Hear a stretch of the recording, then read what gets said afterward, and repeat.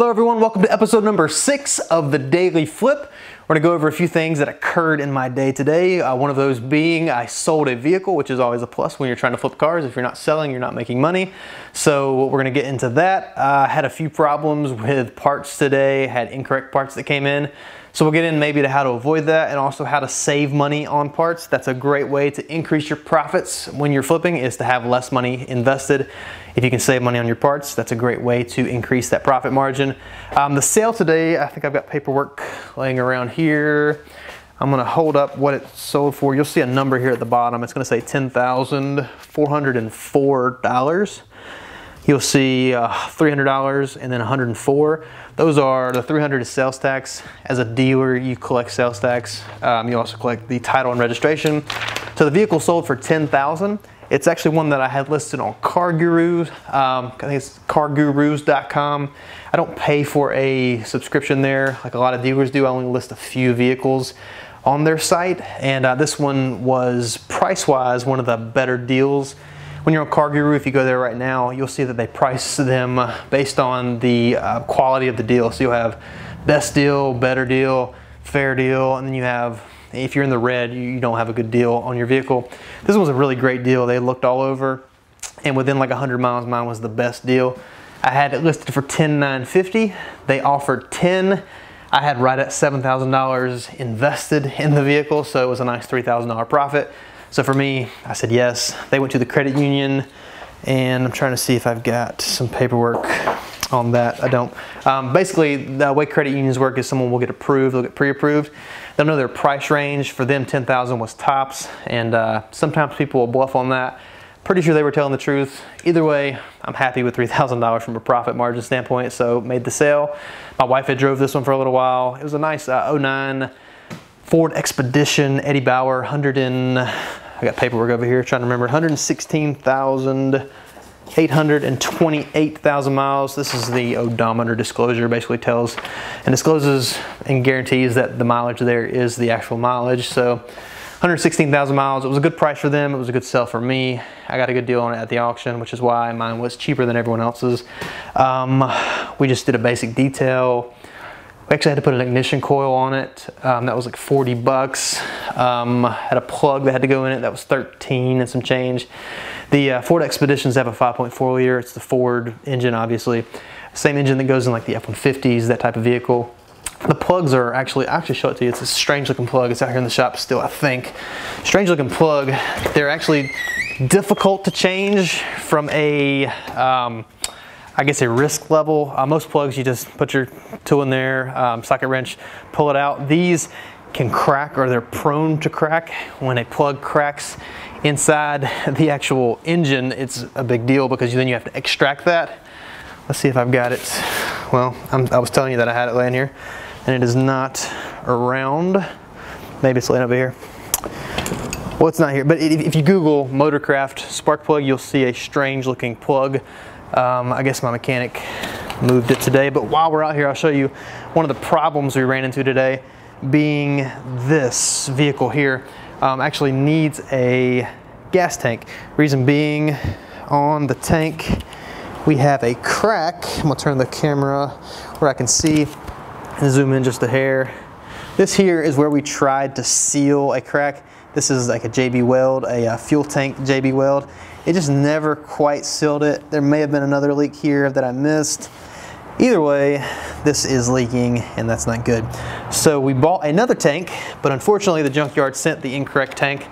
This is 75 bucks. You can see that the new tank, which is the nice one, or nice and clean one, is a little bit longer. It's also a little bit more, it's not as tall in this area right here. We didn't know actually until we dropped the old tank that this one didn't fit, because when you're looking at it on the ground and up in the vehicle, it's hard to tell exactly if it's going to match up. So long story short, they're refunding our purchase on this, and then they're going to come pick it up. From a dealership standpoint, it's nice because junkyards and salvage yards will deliver to you, so we get these things delivered into us. So we've got another salvage yard sending us a new gas tank. I mean, a used, but it's new to us, one that's not cracked. So we'll get that in. This is the fuel pump here. So this fuel pump will come out because we know it's a good fuel pump. We'll remove this from ours, all these lines here, and then transfer them over to the new pump, actually as we would have done here.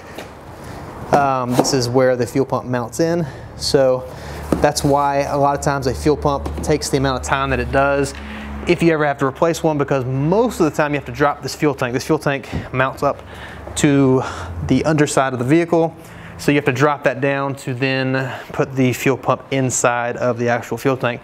Now some vehicles you can access them from the back seat, they're under the seat. You can actually access that from the inside of the car. Some vehicles you can get in the trunk and actually access it. On these pickup trucks, unfortunately, that's not the case. So that's a problem we had. I will show you another problem we ran into today. If you're looking for body parts like bumpers, this is actually a bumper we replaced here. This chrome portion here, we had a dent somewhere, I think in this area, maybe it was here. So we replaced this. This is only like 89 bucks or so. This is a 04 GMC Sierra. This is the front bumper off of a Ford F-150. If you watched yesterday's daily flip, I mentioned we were going to be fixing a seat on an F-150. We didn't actually get to that today because we had a few other things actually happen with the Expedition that didn't allow us to get to that, but we'll get to that Expedition story in a moment. But this here is the bumper we purchased thinking it was going to be the correct bumper. Again, we couldn't tell until we received that, then pulled this. So after we removed this bumper, we've got this lip here, which extends out, which is what the, I guess the little piece that you pull when you pop the hood from inside the car. There's a piece that you then, release under the actual hood to release the hood up. That mounts to that. On this new one, this lip does not come out like this. It folds in like that. So there's no way we're gonna be able to mount properly to the vehicle. They told me this was one for an 05 to an 08 Ford F-150. If you look right here, well, actually you probably can't see it. My camera's not gonna stretch in there. Maybe it will. Right here, this actually says on the bumper 2006, 2008. To the guy's credit that sold it to me, on the actual paper that he gave me, it did say it fit 2005 to 2008. Either way, it doesn't fit ours, so I had to actually go through a different company. This was through, I forget the name of the company, but I'm going through Keystone, which is an LKQ company, for our new bumper. If you were looking for body parts for your vehicle, sometimes you can save big money by going through eBay or Amazon. But if you need something right then, there are local auto body supply places. If whatever city you're in, or if there's a big metro city close by to you, if you put in, let's say for me it's Raleigh, North Carolina. If I put in Raleigh, NC Auto Body Supply, and then we'll see what comes up. Keystone will come up. There's one I did with called Frontier Auto Body. Trying to think of some others. I forget the name of the one I used for this one. I have to look that up. But we'll get outside. I'll show you actually the front of this vehicle. When you actually put or remove a bumper, I'll show you what it actually looks like. This is the one that I do have to replace or not replace, but fix a rip in the seat. We'll get to that tomorrow. Otherwise, we have one other little thing to fix. This little flap here, for whatever reason, is loose. We've got to actually get it to secure so it wants to pop open. This is the front of that vehicle that the bumper is removed from. So it's actually not the most complex thing to do to replace the front bumper. There are, and I'm saying that, and I'm not the one that did it. My mechanic did this, so Rob, if you're watching, I'm not saying this is easy, but it's not as difficult as some things.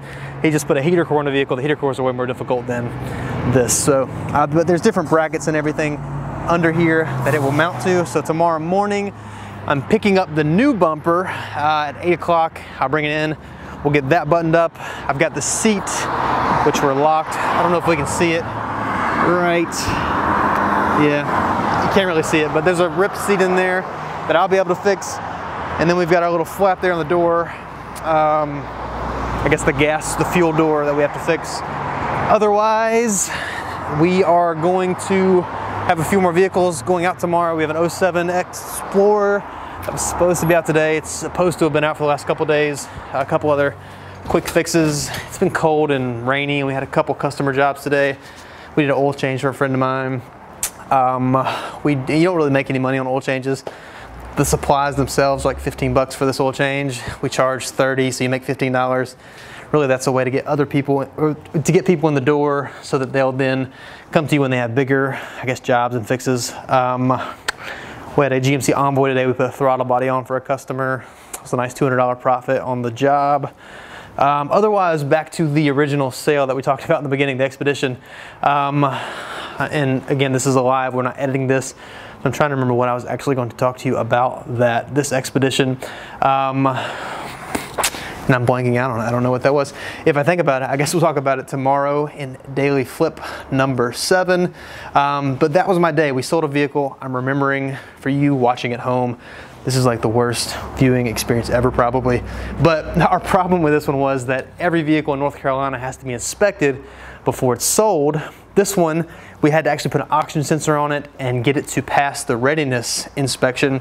So this morning when I came in, it had to be detailed. My wife was driving it with 3 kids in it, so you can imagine what it looked like inside. So I knew they were coming today. I knew the vehicle wasn't ready because my kids had trashed it, and then I had to have this oxygen sensor put in, which is what we had a check engine light on the vehicle. So from 9 o'clock this morning to 2:30 when they came, we had that time frame to get it detailed. We had to replace the oxygen sensor. Then we had to drive it roughly 50 miles to get it to reset, to then pass inspection so that it was ready for them when they came today. So that was kind of our adventure this morning, was getting this car ready. But luckily everything was good and it sold, so we made $3,000 there. So $3,000 profit day. We'll take those for sure. Those of you watching, if you are not already completely lost because I'm rambling and forgetting what I'm supposed to say, I would love it if you would subscribe to the channel so we can show you more that comes on in the future. We'll be showing things like the seat we'll probably be fixing tomorrow, hopefully helping you out with how to buy parts. These parts were found through my auto body supply. The part in the fuel tank over here for this GMC Sierra was actually found from a salvage yard. And when you're dealing with a salvage yard, you're not calling each individual junkyard saying, hey, I've got a 2004, I need a gas tank, what do you have? You go to a site called carpart.com. It's car-part.com, car-part.com. You can then sort by area, so you put in your zip code, you put in the vehicle you have and the parts you're looking for, and it'll search every single salvage yard in your area. You'll know if they have it. If they don't, you'll know how much they're asking for it. So like this, some people are asking 100, some people are asking 125, some people are asking 200. I found a junk car that's asking $75. So for me, I'm going with the $75 fuel tank, and we saved what we might have paid somewhere else. So great site, car-part.com. Any auto dealer, mechanic knows about it. You may not have, so that's a helpful thing that you can have there. Otherwise, that's all for today's episode. I'm actually heading to the gym now. We've got just the light workout tonight, probably not much cardio. I'm playing ball in the morning at 5 o'clock, so I don't want to be too out of breath, I guess, when I get there in the morning, because I'll be, I guess, there early again tomorrow morning. So I'm gonna run. Otherwise, you guys have a great day, and I will see you tomorrow.